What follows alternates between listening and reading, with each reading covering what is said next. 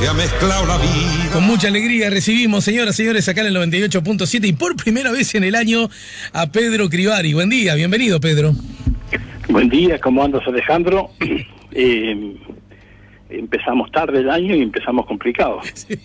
Bueno, empezamos con, y te cito, el marzo más largo de la historia, ¿no? Y se ha hecho largo, ¿no? ¿Quién va a olvidar ese marzo? Seguramente pasarán los años y todos tendremos presentes lo que sucedió en marzo de 2020, que en verdad, de punto de vista, desde varios puntos de vista, va a ser un marzo difícil de olvidar, ¿no? Creo que un poco es lo que digo en ese posteo, que hablo no solo de la crisis sanitaria, sino también de lo que podríamos definir como convivencia social y modalidades para enfrentar situaciones críticas, ¿no? Ya lo creo. Pedro, antes que compartas con nosotros algunos de tus análisis a propósito justamente de esto que nos rodea y de lo que formamos parte también, en todo caso como amigo y además a alguien que forma parte del staff de La Mañana en Camino, ¿cómo la venís llevando? ¿Cuál está siendo tu conducta? Bueno, trato de ser respetuoso de las indicaciones para la gente de mi segmento etario. ¿Sos población de riesgo? Y somos población de riesgo, sí. Sí, yo soy claramente población de riesgo por la edad, ¿no? Uh-huh. Afortunadamente, mi estado de salud general es bueno y bueno, somos optimistas en lo personal y también en lo colectivo, en que se va a salir adelante con el menor daño posible, ¿no? Pero, por ejemplo, vos vivís frente a un mercado al MAM, vivís muy cerca del MAM. ¿Estás yendo a comprar la fruta, la verdura o no? Y 1 o 2 veces por semana hay que salir. Ahora acabo de hacer un pedido para que traigan a casa, no de acá enfrente, de otro lado, más bien de alguien que retira mercadería del otro mercado, uh-huh, del mercado grande, digamos. Pero bueno, es como inevitable. Hace un rato oficié de chofer para mi señora para un trámite que había que hacerlo presencial sí o sí. Claro. Lamentablemente. ¿Y con los nietos cómo te la estás arreglando? ¿Con lo qué? Con los nietos. Y no los veo, los tengo a 100 metros y no los veo. Qué paradoja, ¿no? Es la parte más dura quizás, porque, bueno, por ellos y bueno, también por nosotros, ¿no? Pero bueno. ¿Qué primeros comentarios te merecen justamente, porque estamos muy atravesados por cada día hay anuncios distintos, hay dentro de la misma realidad, hay realidades que se superponen unas con otras?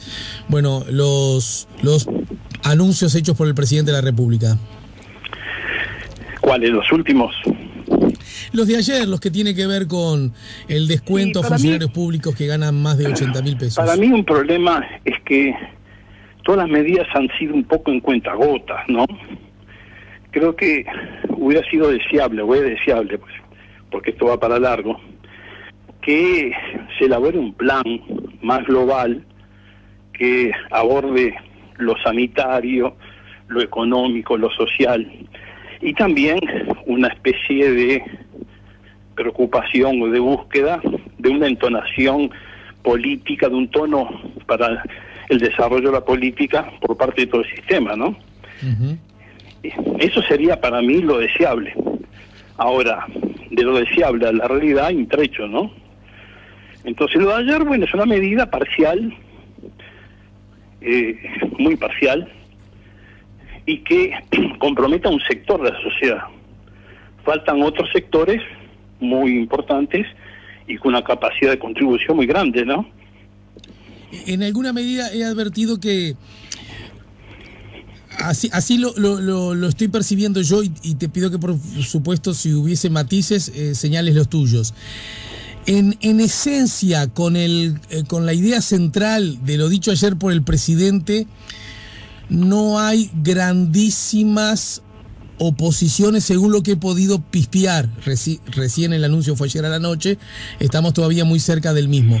Lo que sí, en todo caso, he advertido que algunas voces entienden que falta en ese esfuerzo solidario, como el presidente lo adjetivó, faltarían también otros protagonistas de la escena privada, ¿no? Y claro, no solo de la escena privada que dependan de un ingreso fijo, sino del sector privado que tiene una situación mucho más sólida, cómoda y fuerte desde el punto de vista financiero y económico, ¿no? Es decir, aquellas personas o grupos económicos que tienen capitales importantes tendrían que de algún modo ser partícipes importantes, decisivos de este esfuerzo colectivo, ¿no? Eso es lo que yo veo. No están en el marco del esfuerzo, ¿entendés? Y por lo menos no de lo organizado. Por eso yo hablaba de un plan global, claro, ¿no? Que yo creo que todo sería mucho más fluido y más aceptado socialmente si se visualizara un esfuerzo colectivo, ¿no? De todos los sectores. E insisto, los sectores que no dependen de ingresos fijos están en una situación mucho más cómoda, por decirlo de una manera, sólida, como para contribuir. Claro, hay un comentario que hizo ayer Lacalle y que tiene que ver con que de alguna manera el esfuerzo de los privados en los hechos ya se está llevando a cabo porque muchos han perdido muchos están ya en seguro de desempleo, incluso algunos han perdido el propio empleo. Sí, tú estás haciendo referencia a empleados y a trabajadores, a dependientes. En realidad yo estoy haciendo referencia a algo que dijo el presidente, no estoy haciendo no solo a los ingresos altos fijos de salario, sí, sino a los, digamos, la renta capital, ¿no? Digo, hay mucho capital en la vuelta. Uruguay está considerado por su Producto Bruto Interno el país más rico de la región, junto con Chile. Producto per cápita, ¿no? Sí. Entonces, en un lado está la riqueza. ¿Me explico? Claro. Y no precisamente está en los dependientes de un salario. Aunque tengan salarios razonablemente buenos. Aunque sean altos y buenos, y yo creo que es bueno que esos sectores contribuyan, quienes tienen ingresos calificados. Pero bueno, hay todo otro mundo de muy pocas personas o grupos que manejan capitales muy importantes. Hoy Brecha recoge la opinión del economista Rodrigo Alonso, que subraya que va a ser muy difícil evitar una caída en el salario real, lo que hace necesario que los sectores acomodados también contribuyan con el esfuerzo social para enfrentar esta crisis. ¿Este concepto va en la dirección de lo que tú también señalás? Sí, eso más en perspectiva, ¿no? Es decir, la proyección de lo que está pasando es de suponer que va a traer resultados complicados para quienes tienen ingresos fijos y menos complicados para quienes no lo tienen y sí tienen capitales. Dejo de lado el sector desempleado, ¿no?, que es el más afectado de todos. Ayer en medio de la conferencia, en el marco de las preguntas que respondió Lacalle, hizo un comentario a propósito de la informalidad, de la cantidad de compatriotas que viven en la informalidad y que se sabe que en momentos críticos son los que primero pierden porque no tienen ningún tipo de respaldo. Incluso sugirió, al menos así lo entendí yo, que el número de estas personas que ahora están en evidencia, trabajaban en la informalidad, parece ser muy mayor al que datos oficiales u oficiosos, cito textual, se manejaban sobre el final del anterior gobierno. ¿Qué comentario al respecto te merece ese dicho? Bueno, eso creo que no le hace bien, no fue muy feliz, creo, en ese momento el presidente, porque si algo tiene Uruguay en materia de datos es la independencia técnica de quienes lo procesan. Es decir, pasan los gobiernos y digamos, la calidad de las estadísticas uruguayas no dependen del gobierno de turno, dependen más bien de la calidad académica y profesional de quienes lo desarrollan. Entonces nadie sabe quién es el director de estadística, lo que sí sabe que es un profesional muy capacitado. Entonces, poner en duda en este momento esas cifras me parece que no fue feliz. ¿Hay un problema? Sí, hay un problema. ¿Es grande? Sí, es grande. ¿Hay que atacarlo? Sí. Lo otro no me parece muy feliz. Te cambio de tema. ¿Sos de los que entendés que, de acuerdo a lo que ha dicho el sindicato médico y otras voces de la, digamos, del expertise sanitario, el Uruguay debería ir a una cuarentena obligatoria, o tal como lo está transitando, vamos bien sin frenar del todo los motores económicos, como ha dicho los voceros del gobierno? Lo que yo escribí bastante a favor de la opinión, no de la cuarentena obligatoria, sino de la palabra de los profesionales médicos, virólogos, infectólogos, administradores de hospitales, de aquellos que saben de salud y que saben de pandemias. Y ellos sostienen la necesidad imperiosa de pasar a la instancia de la cuarentena obligatoria. Creo que en eso también el gobierno viene demorando, buscando un camino diferente, válido desde el punto de vista de que está buscando el bienestar general, obviamente, y contener por esta vía la propagación del virus, pero creo que se equivoca, porque basta ver la realidad de Italia y España, basta ver las últimas noticias de Estados Unidos. El gobierno de Trump demoró mucho, ridiculizó, minimizó y buscó caminos alternativos a la cuarentena obligatoria, y hoy miramos las imágenes de Nueva York y nadie camina en la calle. Y ya Estados Unidos tiene más infectados, más contagiados que lo que tuvo China. Y la tasa de letalidad viene en aumento en forma acelerada. Entonces, actuar preventivamente siempre da buen resultado. Lo que sucede, o presumo que pueda suceder, que Uruguay no contaba con los recursos para realizar test necesarios, como no los cuenta casi ningún país del mundo. Sí. Y ese es el segundo gran elemento a favor de una prevención de la propagación de la pandemia, del virus. Dicen que a partir de hoy y la semana próxima va a haber la cantidad de test suficientes, necesarios. Bueno, esperemos que así sea. Lo que hay que percibir, que una cuarentena obligatoria, a diferencia de lo actual, no hay mucha diferencia con lo que está pasando ahora, porque la gente que ahora está trabajando, en su gran mayoría, va a tener que seguir trabajando, porque son los sectores de salud, de transporte, de energía, de seguridad. Esos sectores van a tener que seguir trabajando. Bueno, los medios de comunicación también, ¿no? Medios de comunicación. Sí, por ahí me olvidé de alguno fundamental. Pero, digo, aquellos que tienen necesidad de seguir sosteniendo el país desde el punto de vista de los alimentos, de la salud, van a tener que seguir trabajando. Simplemente va a tener carácter obligatorio para aquellos que no estamos en la situación de tener que trabajar para asistir al conjunto de la sociedad. El presidente me parece que también usó una frase que desde alguna perspectiva, para tener una mirada sobre estos temas, oficia, según mi entender, como un parteaguas. Dijo, ¿alguien está dispuesto realmente a mandar preso a alguien que viola la cuarentena porque salió a buscarse el peso para poder comer? No, a ver,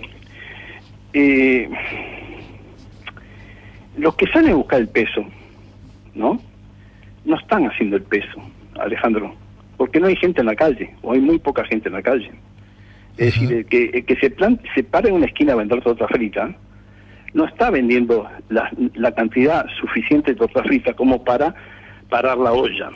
Entonces, más bien, el camino que han elegido prácticamente todos los gobiernos, yo obviamente por esta cuarentena, por este confinamiento, leo mucho, todos los gobiernos han elegido el camino de la ayuda directa,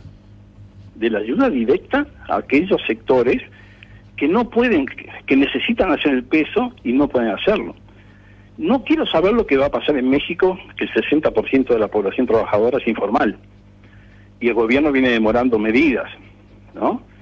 Es decir, ahí sí hay un costo del conjunto de la sociedad muy grande, porque es el 60%. Acá, aunque haya un costo económico de apoyo a esos sectores que nos duela todo, entre comillas, bueno, hay que hacerlo. Uruguay tiene 15.000 millones de dólares, si no me equivoco, de reservas. Y bueno, hay que apelar a la reserva como están apelando todos los gobiernos del mundo para hacer frente a esta situación. Además de otras políticas como puede ser tributos especiales o exoneraciones o lo que sea.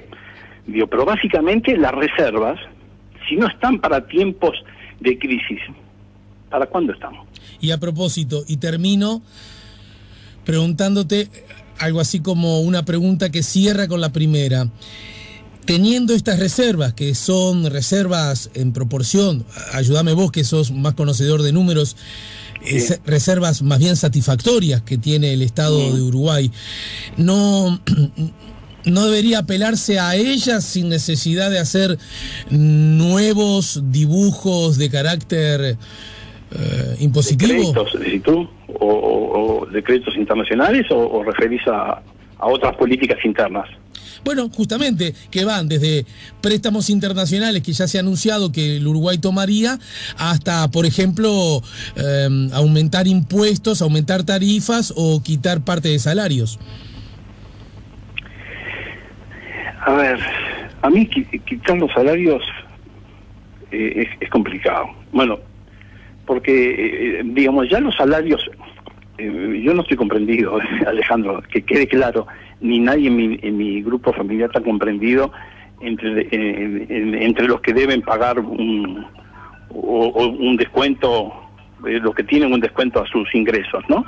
Pero, afectar los salarios, en cuanto a los salarios altos, podría ser, admito, la medida de ayer del gobierno, primero que transitoria, son por 2 meses, en segundo lugar que afecta a los salarios altos por encima de 80.000, si no me equivoco, pero ya esos salarios altos están tributando fuerte, ¿no? Es decir, porque cuanto más ganás, más tributás de IRPF, de acuerdo, ¿no? Entonces, a mí, yo más bien apunto al dinero quieto, al dinero que está quieto, al dinero que está en los bancos. Yo razono, si cuando parte de la sociedad está pasando mal, pero muy mal, y va a pasar mal, muy mal, no somos solidarios quienes mejor estamos en condiciones de ser solidarios. ¿Cuándo vamos a ser? ¿Cuándo vamos a ser solidarios? Es decir, no sé si soy claro en el concepto, ¿no? Es decir, a mí no me duele en lo personal, es decir, más, estoy contribuyendo en la medida de mis posibilidades a ollas populares, a vecinos o personas que yo sé que tienen dificultades. Si no lo hacemos ahora, ¿cuándo vamos a hacerlo? Es decir, ¿cuándo? Y si el país se endeuda, vamos a suponer que se endeude con la finalidad de asistir a los más vulnerables y de tratar de sostener la economía. Y si no somos comprensivos de eso, yo pondría en tela de juicio endeudarme para favorecer a los bancos, una crisis bancaria, esto, lo otro. Ahora, endeudarme para que los uruguayos no mueran de hambre, siempre. Cuentan con mi voto, con mi apoyo, el gobierno que sea, de la naturaleza ideológica que sea. Bien. No sé si soy claro, Alejandro, pero creo que el esfuerzo colectivo, sí, pero ¿qué se le puede pedir a una persona que no llega a parar la olla, ¿Qué esfuerzo colectivo le pedimos? ¿Qué esfuerzo le pedimos? Le pedimos que tenga esperanza, que tenga confianza, que no baje los brazos, que trate de hacer milagros con lo poco que tiene. Pero a esos hay que asistirlos, hay que asistirlos. ¿Hay que asistirlos con los que tienen un salario bueno? Posiblemente sí. Ahora, hay que asistirlos básicamente con ese 10% de población que tiene la mayoría de la riqueza nacional, el 60% de la riqueza nacional. Ellos tienen que estar en primera fila. Después venimos todos atrás, ¿no? O al costado. Ahora, si no está el 10% de los uruguayos que concentra el 60% de la riqueza, ¿quién va a estar? Pedro, te mando un abrazo grande y nos reencontramos la semana que viene contigo, ¿sí? Saludos a tu familia, saludos a Diego, a Anchorena, y bueno, saludos a la audiencia y a cuidarnos. Saludos a tu familia, también a los tuyos, que en buena parte también son los míos. Un abrazo grande. Bueno, abrazo. Ya volvemos con La Mañana en Camino.